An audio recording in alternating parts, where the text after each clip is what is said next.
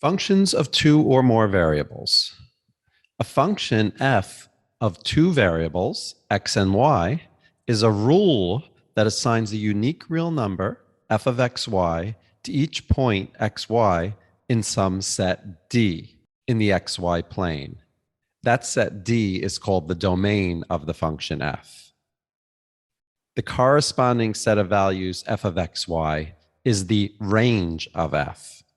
We'll often use the notation z equals f of xy. In this expression, x and y are both independent variables, and z is the dependent variable. We're free to substitute in any values for x and y as long as the point xy is in the domain, and the value of z is then determined so that z depends on the independent variables x and y. Let's try some examples. So in these examples, I want you to find the domain, express it however you want, and then also sketch the domain for each of these functions. Pause the video, try these examples yourself, and then resume the video to check your answers against mine. The first one is f of xy equals x cubed plus 2xy plus y squared. The domain is the set of all points xy such that x and y are real numbers. A little bit about this notation I'm using here. This is known as set builder notation. The symbol here, that's the Greek letter epsilon, and that is used for the membership relation. It could be read as is an element of, or is a member of, or is in. So xy is in, or xy is a member of. And that symbol for R, using a double struck font there, that's the symbol for the set of real numbers. So that's read xy in the set of real numbers, or more simply, x and y are real numbers. So altogether, this set builder notation can be read as the set of points xy such that x and y are real numbers. An abbreviated way to write this specific domain is R cross R. This is the Cartesian product of the set of real numbers with itself. In other words, all possible points where the coordinates are real numbers, all of them work. And to abbreviate even further, a Cartesian product of a set with itself, we write as the set with an exponent of 2. This is pronounced R2. The sketch of this domain is rather simple. We're just shading the whole xy plane, right? R2 or R cross R means all possible points. So we shade everything. That shading is intended to be infinite, going infinitely in all directions. The next example, f of xy equals the square root of x squared plus y squared minus 9 over x. Here, the domain is the set of points xy such that x is non-zero and x squared plus y squared is greater than or equal to 9. We have to restrict x to be non-zero because setting x equal to 0 would make the denominator 0, which would be a problem. Similarly, any expressions that are under a square root must be set to be non-negative. So we must have x squared plus y squared minus 9 greater than or equal to 0, or equivalently, x squared plus y squared greater than or equal to 9. To sketch the domain of this function, let's start by sketching the circle whose equation is x squared plus y squared equals 9. That's a circle centered at the origin with radius 3, as shown here. And x equal to 0 is just the y-axis, but we want x to not be equal to 0. So what I did here is I used a dashed line for the y-axis to indicate that those points are not part of the domain. Finally, I'm going to shade outside of the circle because we want all points such that x squared plus y squared is greater than or equal to 9, as long as x is not equal to 0. Notice that the boundary of the circle is solid, indicating that those points are a part of the domain, with the exception of any point that's hitting that dashed line, the y-axis there. Those points are not part of the domain.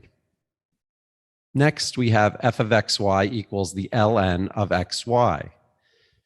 The domain here is the set of xy such that x times y is greater than 0, because the allowed values that you can substitute into an ln are values that are positive. So we need x times y to be positive. When we sketch the domain of this, we get two quadrants. The first quadrant, where both coordinates are positive, because when you multiply two positive numbers, you get a positive number, as well as the third quadrant, because when you multiply two negative numbers, you also get a positive number. Notice how both the x and y axes are dashed, indicating that points on those axes are not included in the domain. Finally, here I have a function of three variables. I know I didn't give the precise definition for a function of three variables, but it's completely analogous. We have our three independent variables, x, y, and z, and the dependent variable is f of x, y, z, which we may sometimes call w. In this case, we just use the notation f of x, y, z. And we can do things the same way, except the graph of the domain of this function is going to be in 3 space instead of in the plane. So here the domain is the set of points x, y, z such that x squared plus y squared plus z squared is strictly less than 9. So in this example, we have two issues. We have a denominator, so we have to make sure the denominator is not 0. And we also have a square root. So the expression under the square root has to be greater than or equal to 0. Since the square root is in the denominator, we could just set the expression under the square root to be strictly greater than 0. So 9 minus x squared minus y squared minus z squared strictly greater than 0. So after bringing the x squared, y squared, and z squared to the other side of the inequality, we get x squared plus y squared plus z squared less than 9. So we'll start by sketching a sphere centered at the origin of radius 3, because that's the graph of the equation x squared plus y squared plus z squared equals 9. Notice how I used dashed curves there to indicate that those points will not be included in the domain. That's because we have a strict inequality there. And then we'll go ahead and shade the inside of that sphere to indicate that the domain includes all points inside that sphere. Okay, let's look at another example. F of xy equals the square root of 16 minus 4x squared minus y squared.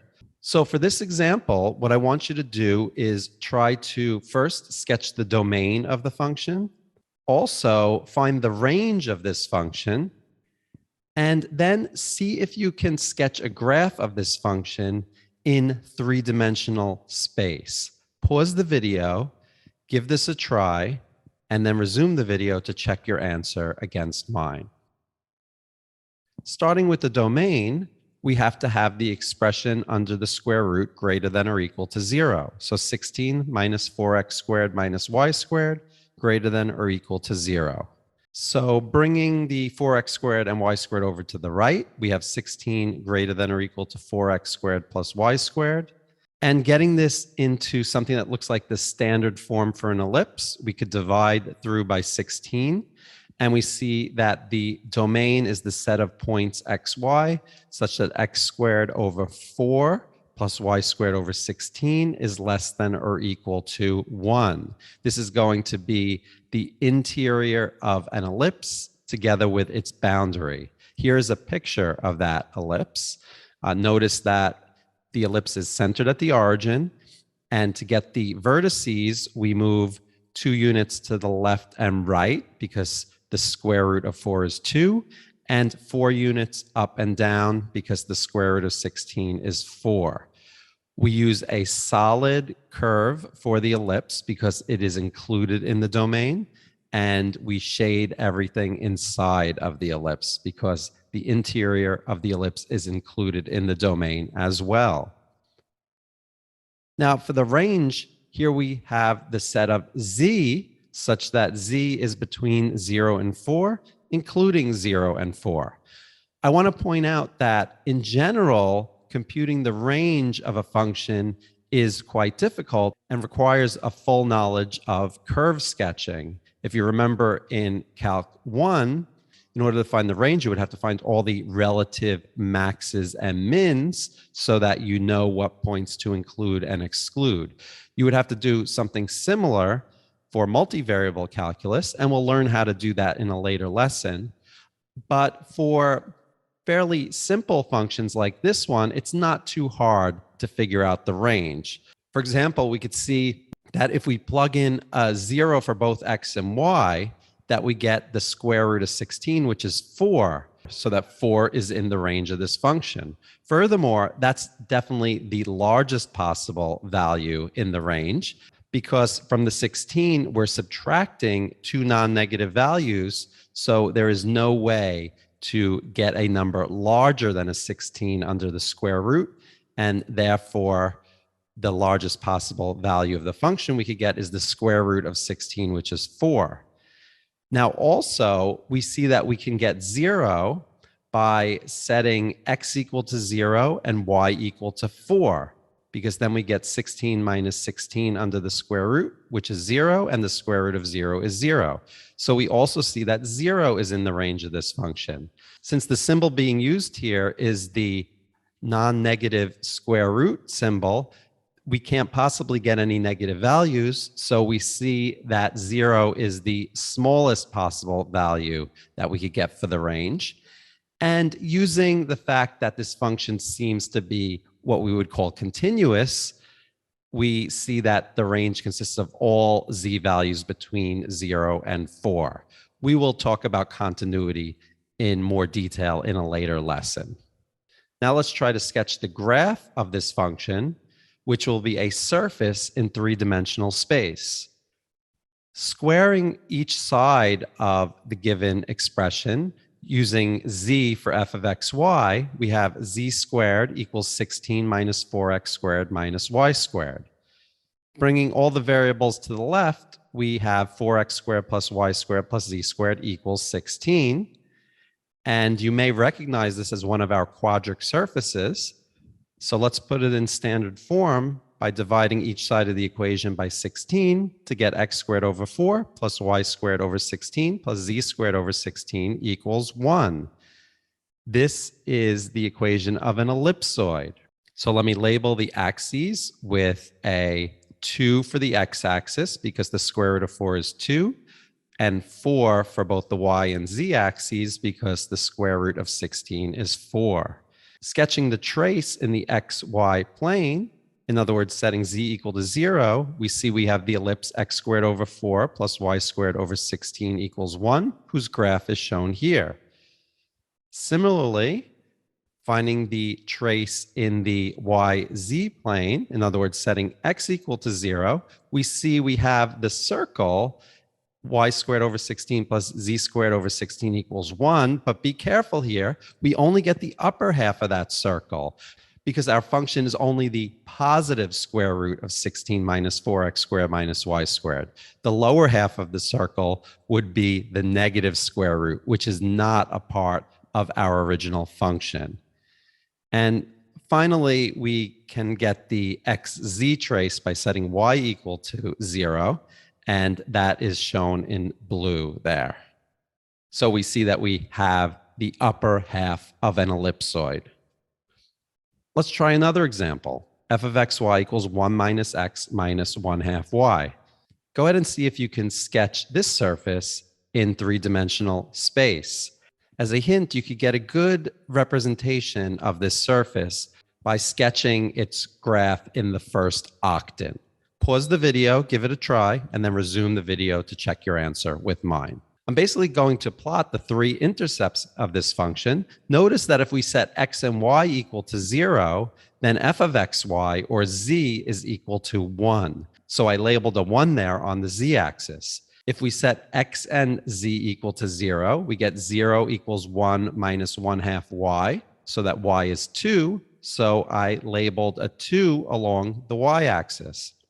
And finally, if we set y and z equal to 0, we see that we get 0 equals 1 minus x, or x equals 1. So I labeled a 1 along the x-axis. So now I'm just going to draw straight lines between every pair of intercepts to get a little triangle, which is a nice picture of this plane as it passes through the first octant. Level curves. I'm going to explain how level curves work with an example. Let's take our example of f of xy equals the square root of 64 minus x squared minus y squared. You get a level curve by picking a specific value for z, or f of xy, and replacing that dependent variable by that value. In other words, geometrically, we're going to be looking at one specific height of the graph and examining the cross-section of the surface at that specific height. By sketching many different level curves in the plane, we get what's called a contour map. So I'm going to start with the xy coordinate plane here, and I'm going to start with the level curve of c0 equals 0, meaning I'm going to set the dependent variable f of xy equal to 0. When I do that, I get 0 equals the square root of 64 minus x squared minus y squared.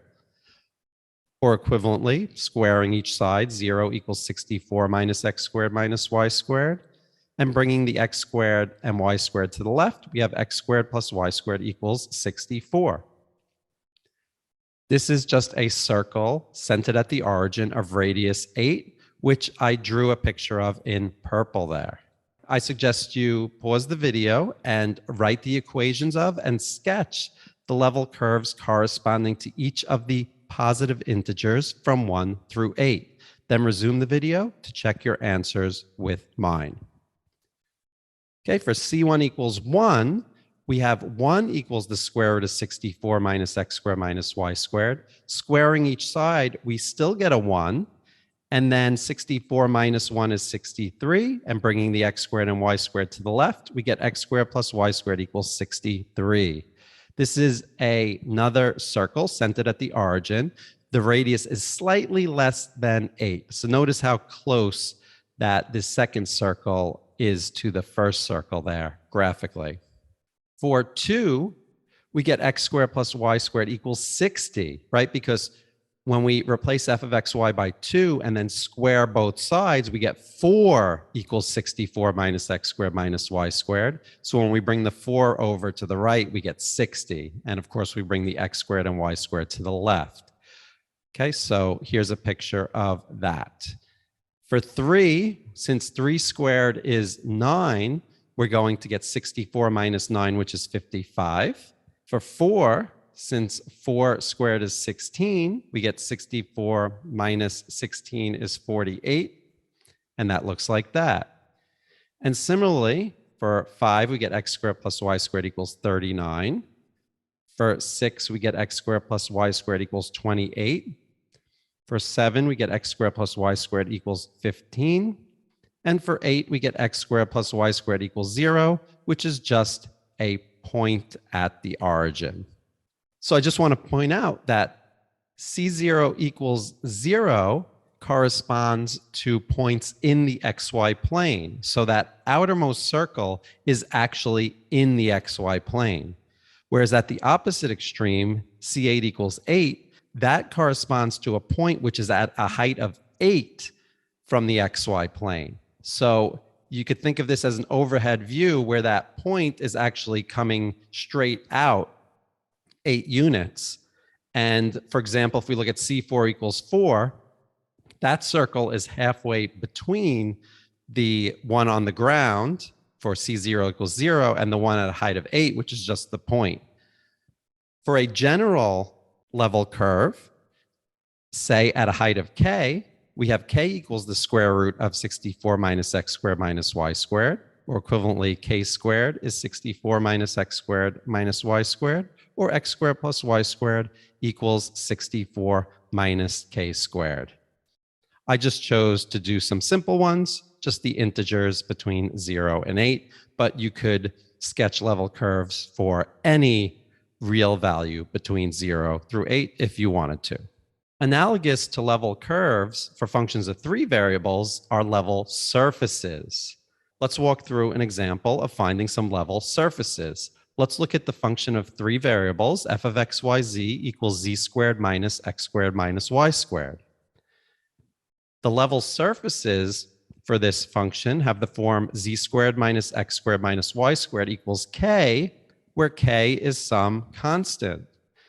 Now, there are three different cases to consider here. If k is 0, you get one type of surface. If k is positive, you get another type of surface. And if k is negative, you get yet another type of surface.